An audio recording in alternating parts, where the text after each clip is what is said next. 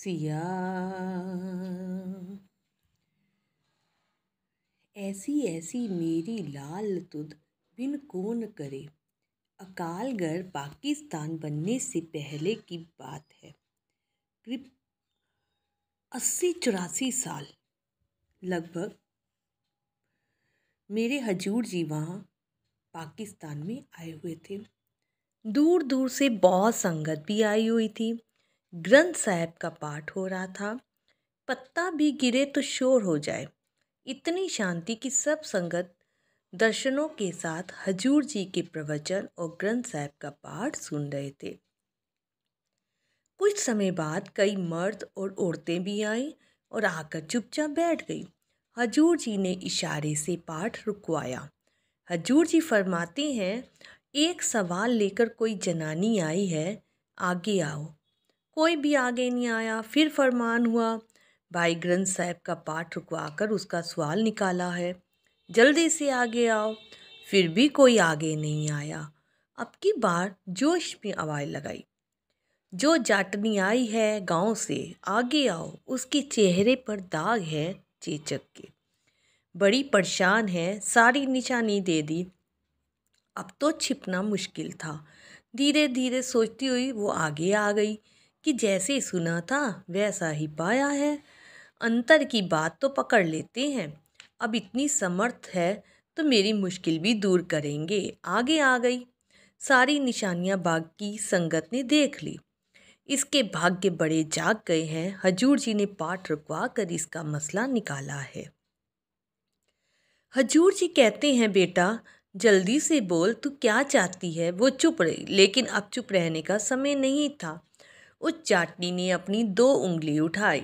हजूर जी ने अपनी 1 उंगली दिखाई। देर तक 2 उंगली 1 उंगली चलती रही। सब संगत कुछ भी समझ नहीं पा रही थी कि ये क्या हो रहा है।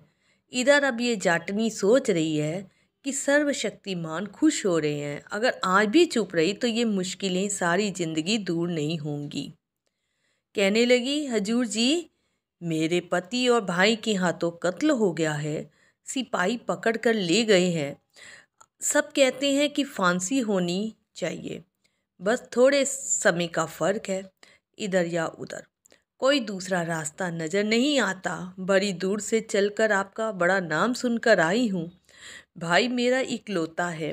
हजूर जी कहते हैं, चल ठीक है, तू बड़ी दूर से नाम सुनकर आई है, तेरे पति को बरी करवा देती है। जाटनी, बड़ी मेहरबानी जी, भाई मेरा एक है, माँ के दांत भी गिरने लगे हैं, उसके बच्चा होना नहीं है। माँ बाप के साथ साथ मेरे माँ बाप का नाम लेवा नहीं रहेगा। जिंदगी भर मैं किसे राखी बांधूंगी बताए। मेरी तो माँ का घर ही बंद हो जाएगा मेरे लिए। हजूर जी, बात तो ठीक है तेरी। अच्छा ऐसा करते हैं, तेरे भाई को बरी करवा देते हैं, तेरा राखी बांधने में कोई दिक्कत भी नहीं आएगी। जाटनी, आप तो दाता हैं, मेरे पिता हैं, मेरा सुहाग चला गया तो लोग बड़ी बड़ी बातें बनाएंगे। मैं अपनी ज़िंदगी कैसे काटूंगी, किसके किसके ताने सुनूंगी। आपकी बच्ची विधवा हो जाएगी, आप कैसे देख सकेंगे। हजूर जी, कह तो रहा हूँ मैं, चल तेरे पति को बचा लेते हैं। जाटनी, मैं कह तो रही हूँ आपसे, दाता के घर आई हूँ, उसके घर ये कंजूसी कैसी। मैंने दोनों की ही जिंदगी की भीख लेके जाना है। हजूर जी, मैंने कहा तो है किसी एक को बख्शा दे। सारी संगत निशब्द एकटक बैठी इस रोमांच का अलौकिक आनंद उठा रही थी। आखिर संगत ने हजूर जी से अर्ज की कि आप इसे दोनों बख्श दें। हजूर जी कहते हैं, जा बेटी, एक मैंने बख्शा और एक मेरी संगत ने। मेरी संगत में कोई बात मैं नहीं मोड़ता, पूरी करता ही करता हूँ, भले ही वो लिखे हुए से अलग हो। जा मेरी संगत के जोड़े साफ कर। वो जाटनी वहाँ पर ही रोते रोते नाचने लगी। ऐसी ऐसी मेरी लाल तुद बिन कौन करे। रोते रोते बाहर गई, अपने दुपट्टे से हर एक संगत के जोड़े चूमती है।